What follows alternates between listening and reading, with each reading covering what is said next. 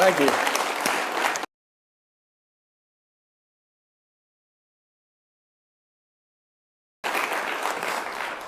Well, when you grow up in the household of a great comedian, certain privileges accrue. You get to carry Buster Keaton's ukulele to the train station. And you get to pick up Groucho from the hotel room.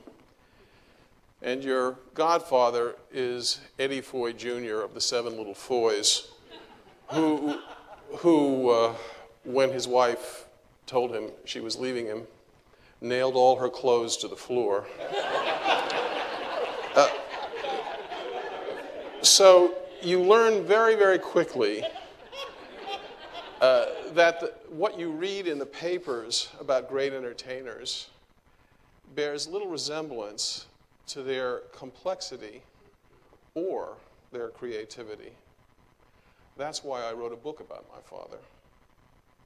If you work in the theater or are a constant theater goer, you also learn that the public story about what happens on stage is equally capricious and, generally speaking, unprobing.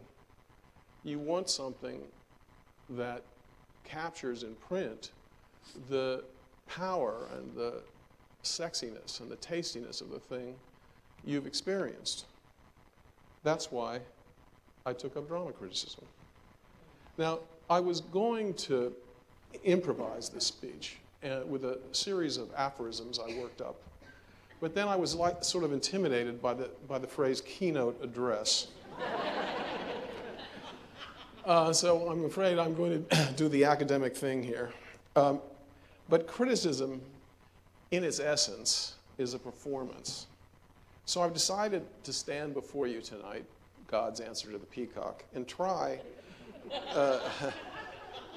to riff on this weird little adjunct of literature that I practice.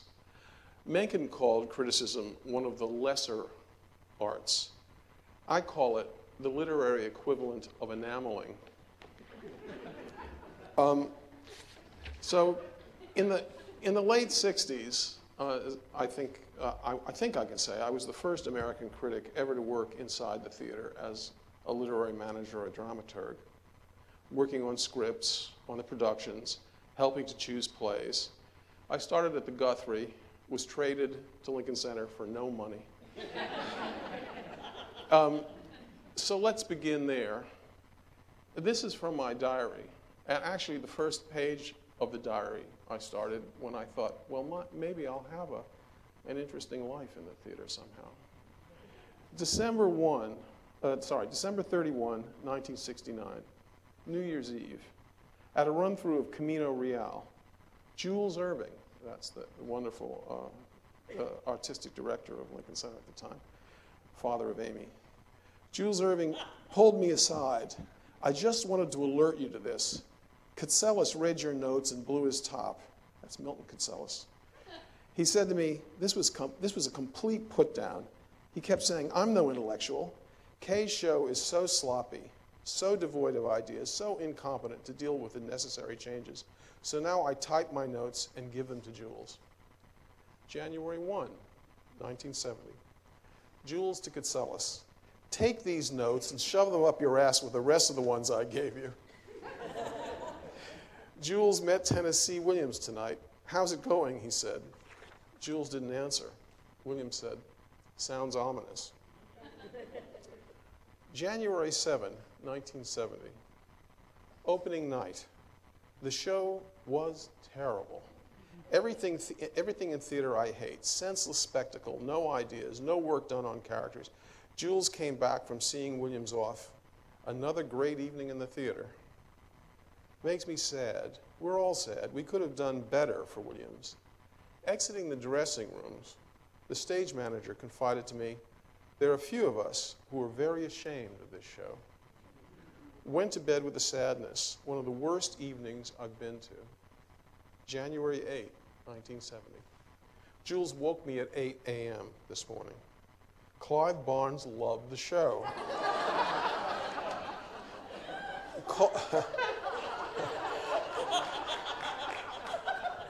Emmis.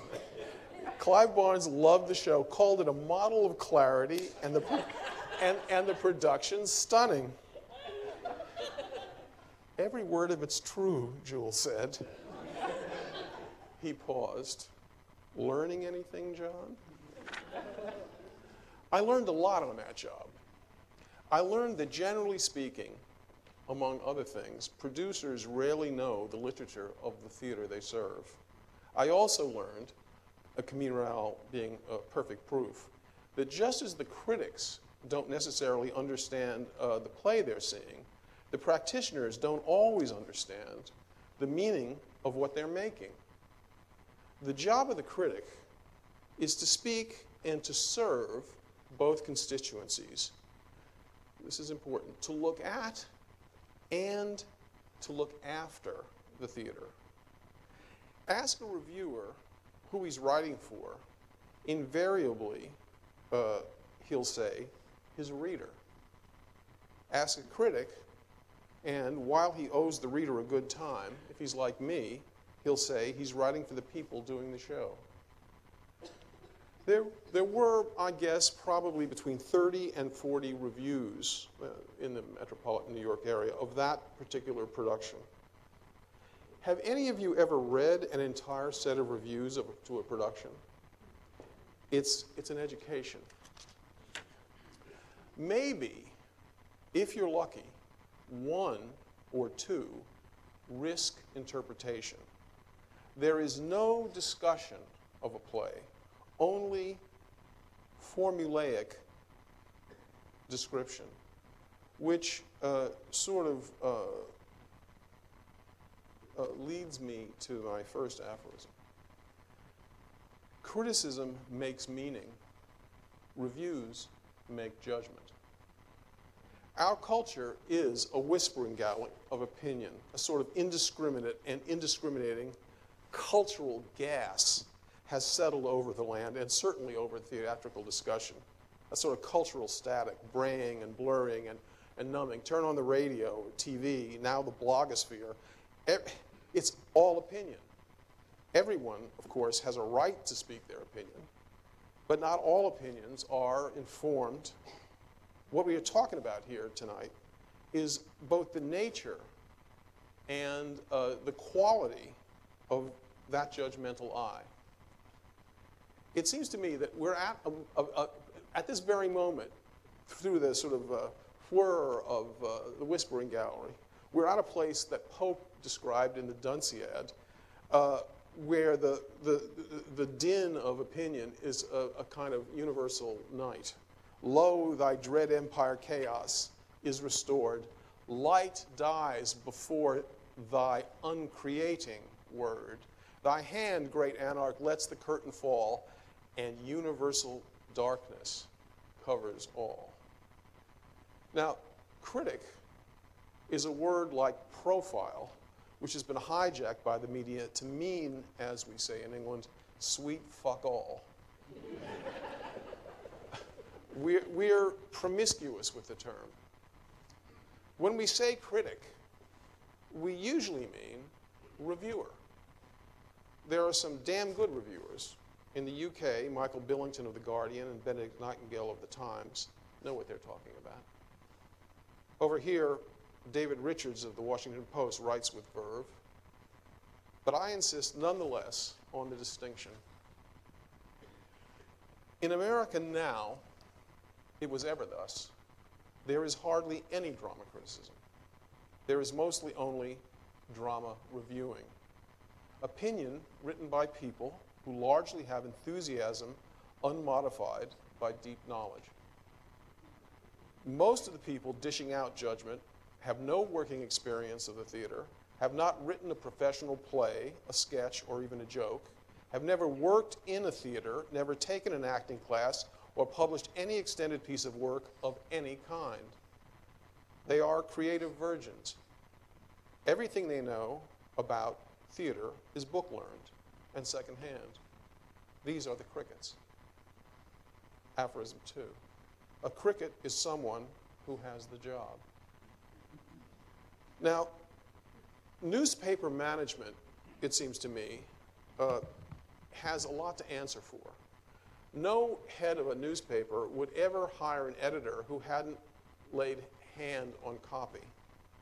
But nonetheless, not certainly here, but if you around the country, they will promote someone from the fashion page, the sports page, or their girlfriend to have say about the theater.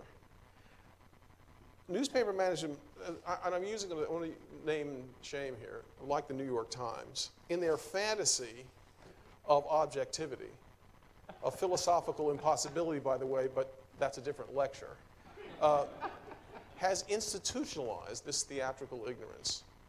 They insist on a sort of glass wall between the critic and the theater world, so that there can be no claim to vested interest. The critic must not fraternize, befriend, associate, collaborate with, or involve himself in any way with the beat he reports. This not only insults the notion of intellectual integrity, it dooms the drama critic to ignorance. His opinion may be right. He just has no way to know why it is right. This approach, critic as objective amateur, also flies in the face of historical fact. On either side of the Atlantic, over the decades, to a man, the major drama critics have been men of the theater who moved between worlds. They gave something back to the theater as well as living off it. To wit, in the UK, George Bernard Shaw, Harley Granville Barker, Kenneth Tynan. In the US, Stark Young, Harold Clurman, Eric Bentley, Robert Brustein. The New Yorker's relationship to Broadway has been singular in the making of theater. There is no magazine in the history of modern life that has had more influence on a theater scene than the New Yorker has on Broadway. Woody Allen, Michael Frayn, Jules Feiffer, S.J. Perelman, John O'Hara, Truman Capote, Ring Lardner, George S. Kaufman, Tennessee Williams, Ogden Nash, and many more New Yorker writers made plays for the Broadway stage. The magazine has also had a unique authority in its drama criticism precisely because it has made a conscious practice from the beginning of employing critics who were insiders, who moonlighted in the arts and exploited for their own, as an asset for the magazine, this synergy between the writer and his knowledge of the scene he was in. To wit, the first critic, Herman Mankiewicz, wrote Citizen Kane. The second, Charles Brackett, wrote Sunset Boulevard. Robert Benchley, who was an actor, was also the man in a sketch he wrote called The Treasurer's Report that was really the first talking film. Dorothy Parker wrote lyrics and indeed wrote the lyrics to Candide.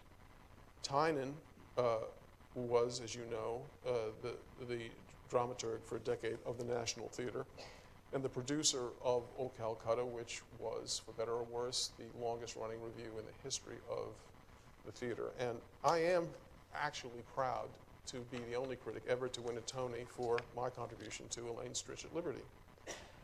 So there is that tradition. Now, criticism treats a play as a metaphor. It interprets it and puts it in a larger historical, psychological, and theatrical context. On the way here from London, I had assigned a little passage from Mary McCarthy, a critic I like and think is absolutely, has no opinion that I agree with at all. I mean, she completely doesn't get it, but she writes well, and that's also part of it. That's a big part of being a critic. Okay, and I just came upon this. This is how she begins a review of 5 different plays. The GIs have gone home. This is about 1947, January, February 1947. The GIs have gone home, and Broadway is at peace. For the first time in many years, the New York theatergoer this season can step into almost any theater lobby with that sense of virtuous expectation, of responsibility and enlightenment that the drama peculiarly awakes, that makes the theater for New York what the cafe is for Paris, a pleasure and also a pride, a habit and a ritual, a diversion and a duty. Wow. You know, terrific. But why that's interesting from the point of view of our topic tonight is that she then reviews plays, but those plays are pitched at a culture in a moment.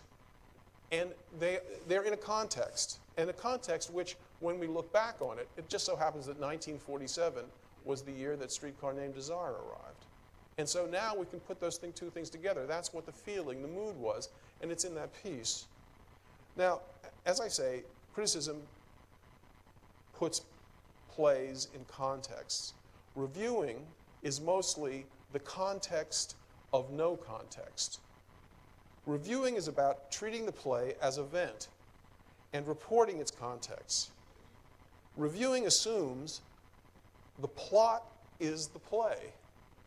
Criticism knows that the plot is not the play, but a conversation about a complex series of historical and psychological issues. The job of the critic is to reciprocate and extend the conversation, to explore the play and link it to the world. Aphorism 3. In criticism, there is no right or wrong. There is just good argument. In reviewing, there is no argument at all. The critic sells thought.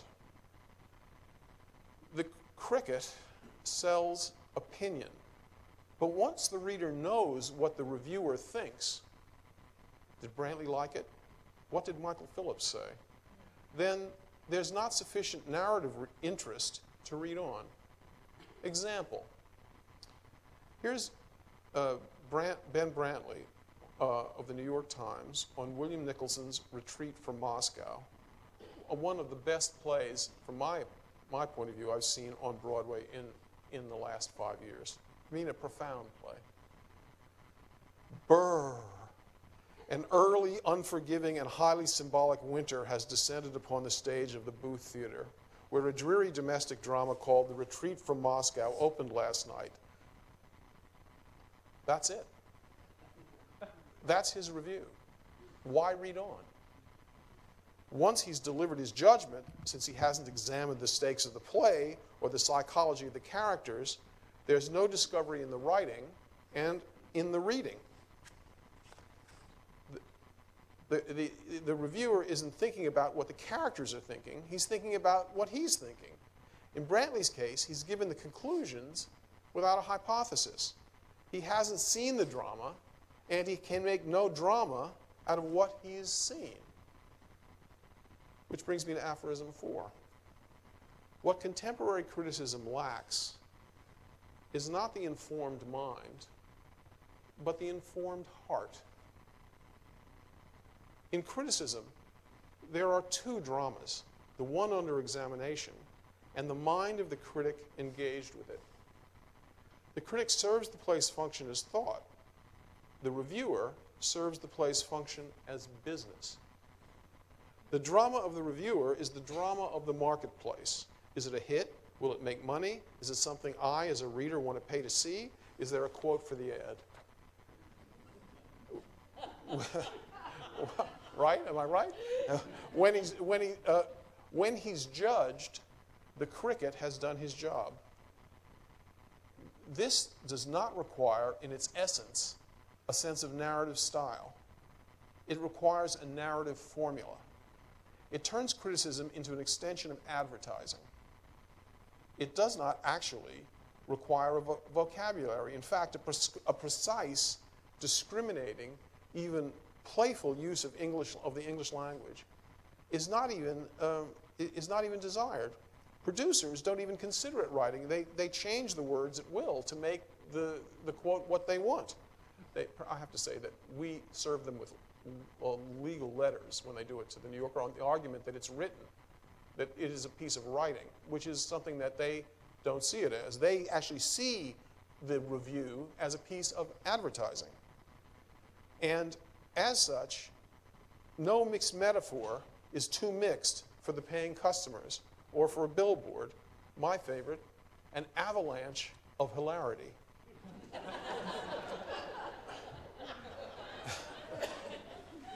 A critic has a point of view. If he's good, as H.L. Mencken points out, his purest impulse is not to reform or to scourge, but to make an articulate noise in the world. The critic, like any artist, has something he needs to express, and he does it through the subject he writes about. He has a personality on the page, a voice. To write criticism, which, let's face it, is an intellectual entertainment, the critic must have style in order to corrupt an audience with pleasure, to make both himself and his unacceptable ideas irresistible. This means that he has to have a command of a vocabulary, syntax, and rhythm is essential. Like Duke Ellington says, it don't mean a thing if it ain't got that swing. The cricket, who by definition must work fast, does not have a voice. He has more or less the same declarative sound. I urge you to see it, not to be missed. Go, go, go, ad nauseum. The cricket substitutes attitude for vision. He postures. He is, as Dr. Johnson said, tall by walking on tiptoes. Listen to Brantley on the recent musical, not good, by the way, High Fidelity. A new musical is said to have opened last night. I mean, I saw it, or I think I did. It's called, wait a minute, it'll come to me, got it, High Fidelity. And if I close my eyes and concentrate really hard, I just might be able to describe a show that erases itself from your memory even as you watch it. Brantley, as this paragraph makes abundantly clear, is not only incapable of being funny, he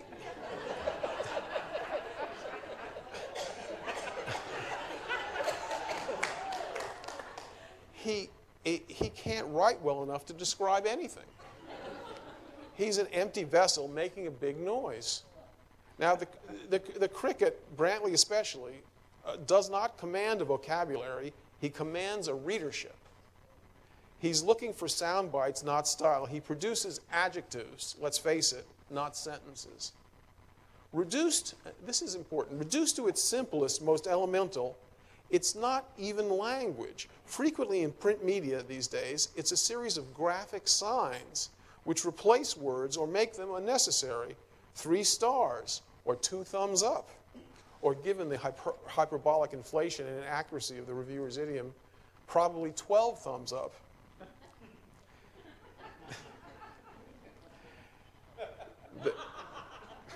I'm glad we have a warm spot over there. The critic thinks against prevailing opinion and opens up new avenues of thought about the work. He changes the public narrative. The reviewer retells or recycles the public narrative. And this is very dangerous, and it's why it takes 30 or 40 years to change the discussion of major American writers, is because once a certain position is taken, there is a kind of consensus in the media that it is unvaried, largely because all subsequent critics go to the clipping files, repeat the sort of trope of the previous critic, and so it goes. So as a result of this strange retelling of the story, people still believe that Odets lost his talent when he sold out to Hollywood, that Tennessee Williams' subject was sexual desire, that Stephen Sondheim, as one magazine recently headlined, is God. It's a way, actually, of not thinking. Another way of not thinking is by being annihilating in print. The literary equivalent, to my mind, of bear baiting. We can't resist looking at it, and it's a violence and an abuse. We've all read this stuff. It's actually very easy to do. Perhaps by a critic who shall remain nameless, John Simon. Or, as he was called by Time, the Count Dracula of Schubert Alley. Zoe Caldwell, he speaks of her sprawlingly uberous breast. Liza Minnelli's face, first prize in the Beagle category. Barbra Streisand, the kind of thing that starts pogroms, and so forth. Right, that's why 300 artists signed a protest against him in Variety. That is terrible. And it trivializes and panders to the caricature that Kander and Ebb sent up in the song. But it's typical of a certain kind of a critic. I call them anorexics. They eat, but they can't swallow. They can't take in, Simon is an example, but it happens a lot when you have a venomous critic. They can't take in because largely out of envy. A cruel critic or a reviewer has never made anything, or he couldn't talk that way. His glibness is a way of inflicting his own emptiness on others, which leads me to aphorism 5. The Institute has already heard this. Criticism is a life without risk. I can't say this too loudly or too clearly. The critic or the reviewer argues from a position of invulnerability. He risks only his opinion. The maker is risking his life. It's important to understand that, to take that in, to approach theater with a humble heart and an appropriate vocabulary. There are many ways to say no. But by keeping this in mind, it keeps you receptive. The performers in theater are not virtual. Their performance is not in the can. They exist in real time. Therefore, the critic has much more descriptive and linguistic, the theater critic has much more descriptive and linguistic responsibility. The history of the art depends on the critic's vigilance and his eloquence. The film we can replay. The theatrical performance is never the same. The performance is perceived and perpetuated by the narrative skills of the drama critic. In this sense, he means more. In theater, he completes the artistic process by reflecting back what's been made, a bit like a child-parent relationship. The gaze of the other is defining. The poet Mary Oliver said, "To pay attention, this is our endless and proper work."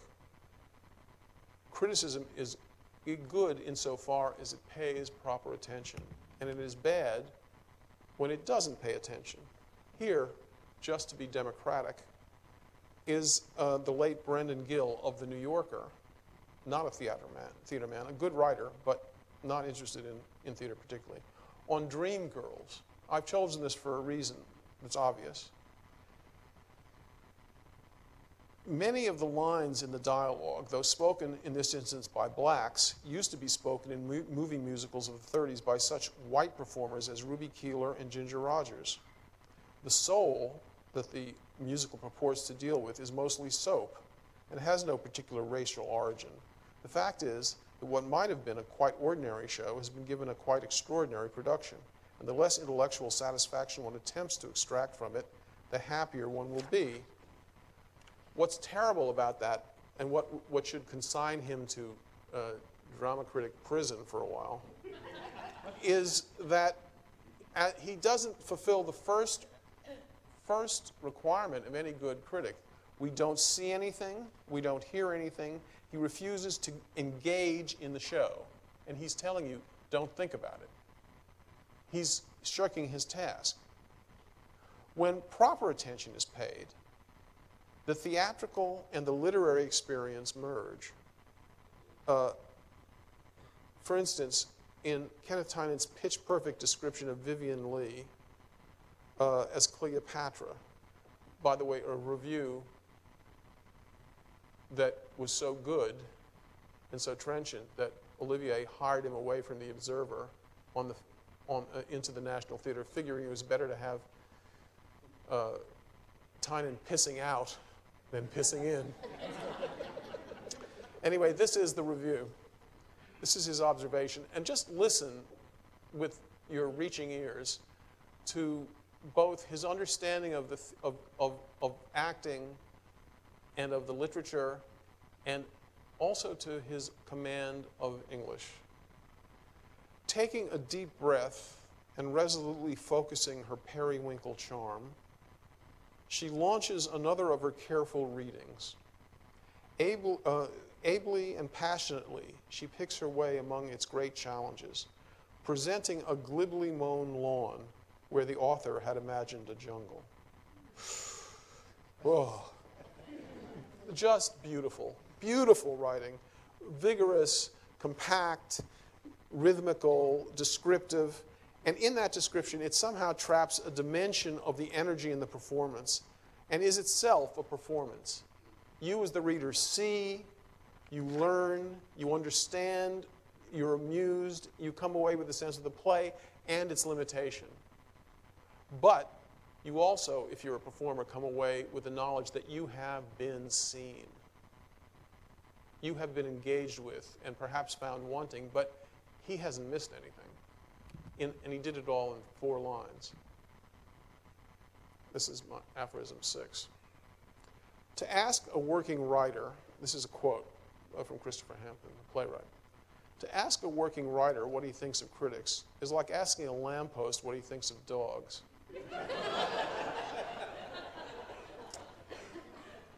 Well, you wouldn't expect me to agree with this, and I don't. Criticism is a legitimate form of self-expression. And Hampton's sniffiness about working writers has all the sort of tinges of creative writing, as if there was uncreative writing. There is no such thing as creative writing. There is just good writing and bad writing, and that can come in any shape or any genre. Mencken, I think, for me, said it best. He said, "Let us forget all the heavy effort to make a science out of it. It is a fine art or nothing. If the critic produces a piece of writing that shows sound structure and brilliant color and the flash of new and persuasive ideas and civilized manners and the charm of uncommon personality, then he has given something to the world that is worth having. I say, so be it." But the world has changed since 9/11. And the drama, as well as drama criticism, has taken on a different but important extra import. Culture is a river. We all, large and small, feed into it. It's how we understand our present and our past. Culture is also a faith and a narrative. It's passed between people. The word civilization has its root in civitas, city. Ideas are passed between people. Culture rubs off. Growth is through connection with others. Terror undermines culture. Terror demoralizes society, introduces profound suspicion of the outside world, a reluctance to engage in cooperative enterprises. It undermines community, civility, by enforcing separation, atomization, thoughtlessness. A dopiness we see all too clearly in our own current leaders. It promotes barbarity. Terrorism has made all of us survivors. These are dark times. The theater and theater criticism are, each in their own way, in the illumination business. I see both activities, and the arts in general, actually, as a form of anti-terrorism. Let me explain. The people who died in 9/11 and the people in England who died in the bombings last summer, those are tragic, horrible events, but they really were minuscule in comparison to the sense of enormity of our sense of danger and fear. We scare ourselves to death, and we're meant to. The story we're told by the media is always a story about our potential death. But it's not people that terror is aimed at killing. Terrorism is aimed at killing thought. Terror stops thought. It's meant to discombobulate, destabilize, agitate the mind so that it's prone to mistakes and misjudgments in its hurry to eliminate annihilating doubt. We see this transparently in the fiasco of our own government, in its inability to deal with crisis, in its negative hallucination, that is to say, the inability to see what's under its nose. That is a terrified community. My feeling is that we're all far more traumatized than we fondly think. Yes, we can read in the papers, as we just last week, that Broadway made more money, had more attendance, I think it was 12 million, than ever before. But these people are a reflection of what I'm talking about. They are retreating from feeling, from thought. They are exhibiting numbness because they're paying not to think, but to escape thought. Now, to inflict real or psychic pain turns us away from the world. Think of a toothache. When you can only focus on the ache, your thinking is wrecked. Pain unmakes the world. Art, by contrast, makes the world. It makes meaning and coherence. It gives us a range of feelings, a way of thinking, of seeing, of stories which reach our soul and allow us to think the unthinkable, to winkle out our unconscious feelings. You know, it's a funny thing about pain. We're not good at describing it. Something about pain makes us inarticulate. Pain makes words impossible. Art, particularly the theater art, which speaks directly to the community, and drama criticism, which describes that art, names our pain. It gives us words. By doing so, it makes our pain subject to thinking and the processes of understanding. Theater promotes understanding by putting experience in context, by making connections beyond the normal and rational. By being prophetic, it is thought-provoking, which is its gift and its danger. It generates survival spirit. It gives us courage by making us laugh. It brings us together in community.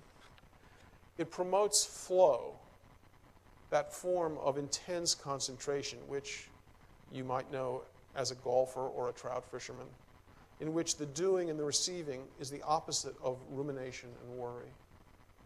It frees the self from fear. Drama and drama criticism help us to think outside the box, require us to look and to listen to the world in new ways, non-rushed, meticulous, seeing the significance of the insignificant. It's the opposite of the diagnostic intelligence. The mind in a hurry tends to see what it expects to see, or wants to see, or what it usually sees. Pache George Bush, a terrified man. I began by calling drama criticism enameling. It's a small avenue of inquiry, like A.E. Housman's justification of his academic study of classical poetic fragments at Oxford, and Tom Stoppard's The Invention of Love. But it's honorable just the same. Only to shine some light, Stoppard writes. It doesn't matter on what. It's the light itself against the darkness. It's what's left of God's purpose when you take God away. Thank you.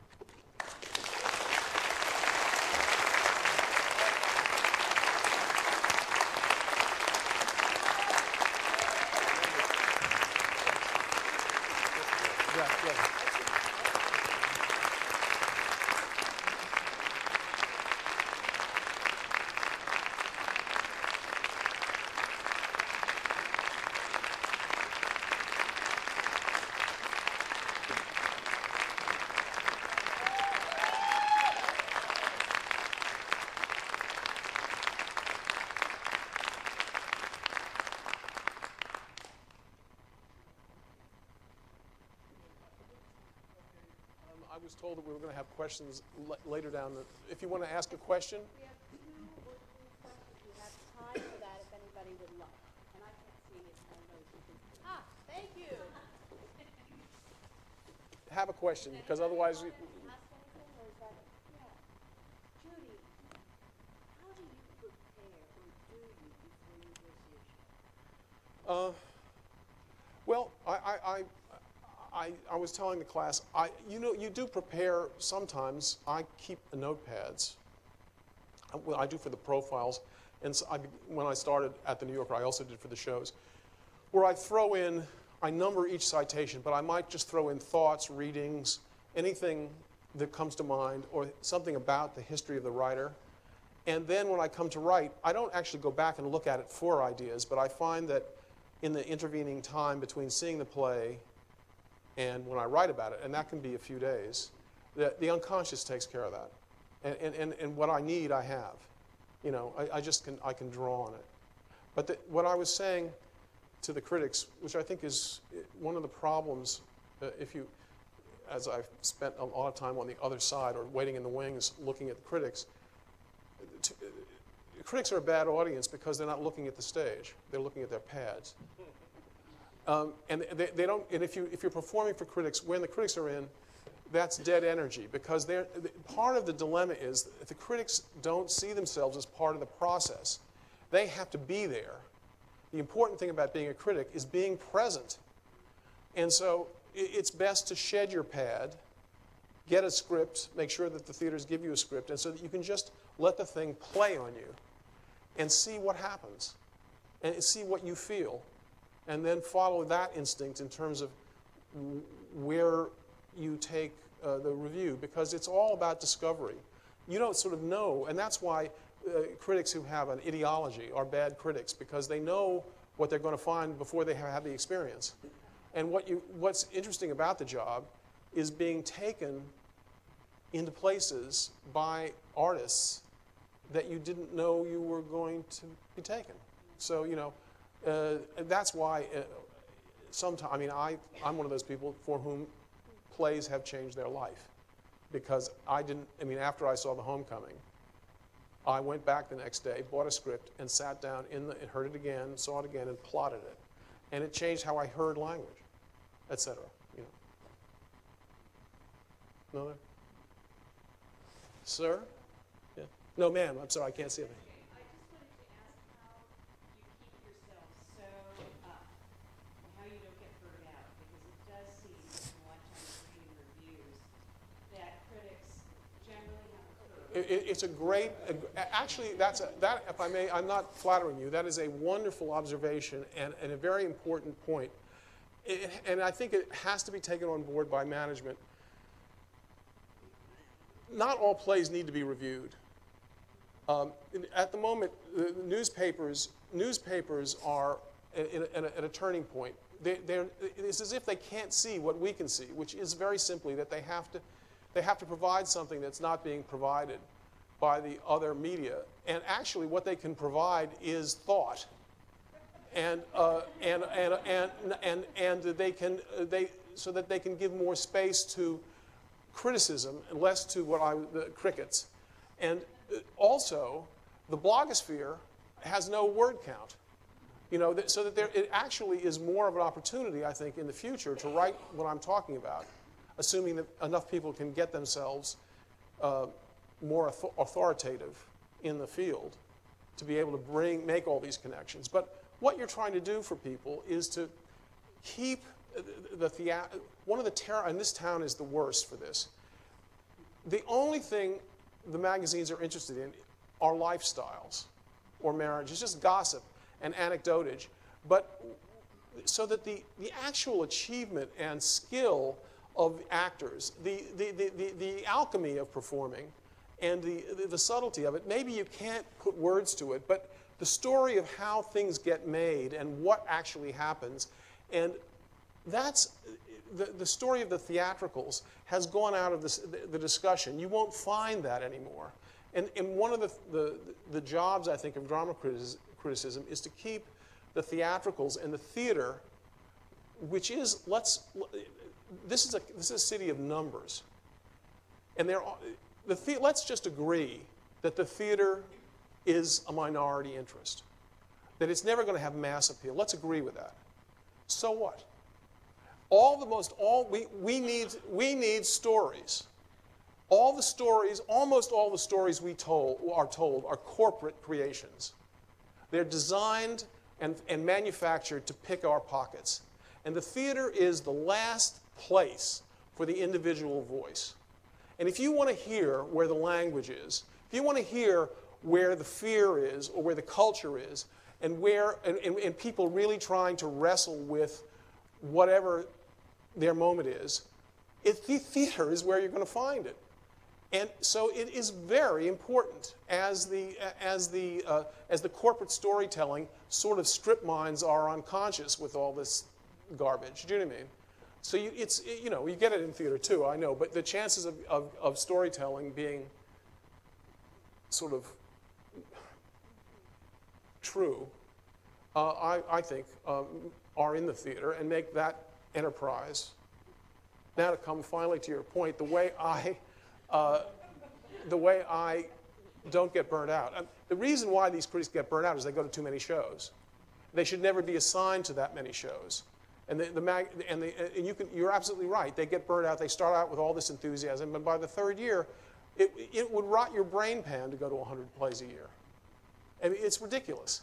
And incidentally, as you get older, again, I'm quoting a line I said tonight, I've actually thought to myself that line Max Wall, a famous English comedian, said. He had a pianist who used to play and interrupt him, and he would look down his sad sack face, and he'd say, while he's playing, I'm decaying. You don't want to waste your time. Your time is, you've got so many good years left. You don't want to have bad art on your But the fact is, the way I do it is I don't go to everything. I don't think it's my job to go to anything. When I go to town, which I'm doing tomorrow, I know which 3 shows I'm seeing, and I know the artists that I'll be looking at, and I know I want to see them, and I want to keep that record of their work. One of them is Wally Shawn, who's a great writer, an important writer, who not enough people know about. And I want to keep him in the culture. And although maybe you think it's a terrible thing to say, my view is if it's not in the New Yorker, it's not in the culture.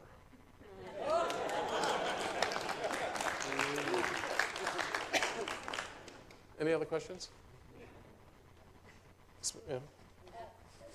Okay. Being under the roof of REDCAT, what is the responsibility of and I specifically say critic after your separation of the two, of new work and contemporary work, however you want to define it. What is the responsibility of the critic to actually help communicate the new work? Because it's part of new endeavors or new directions has to be communicated in order to inform, in order to contextualize what the experience is. I agree with that.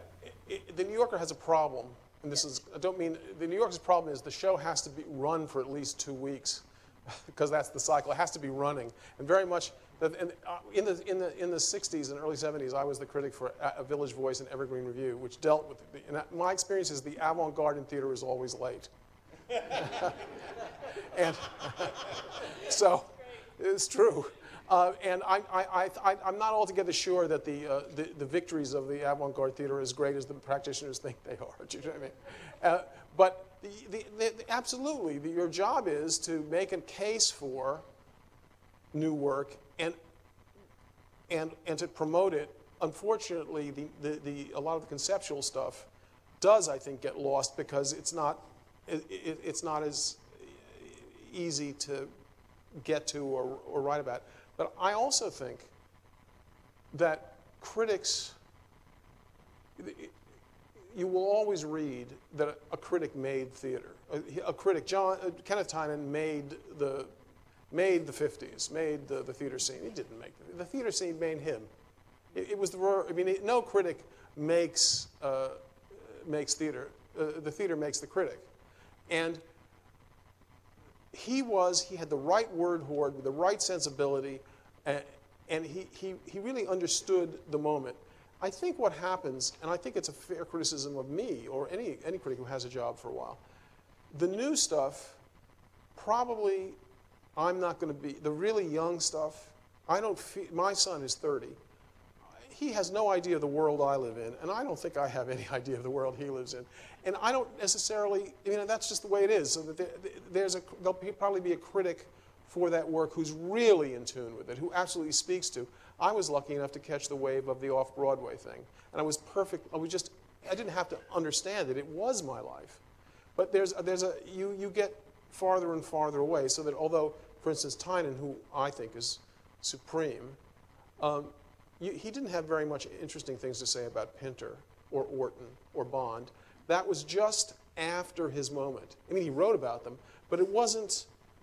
It wasn't sort of a complete communion of spirits because the times had changed just that much, and it was different. Anyway, we'll talk more later.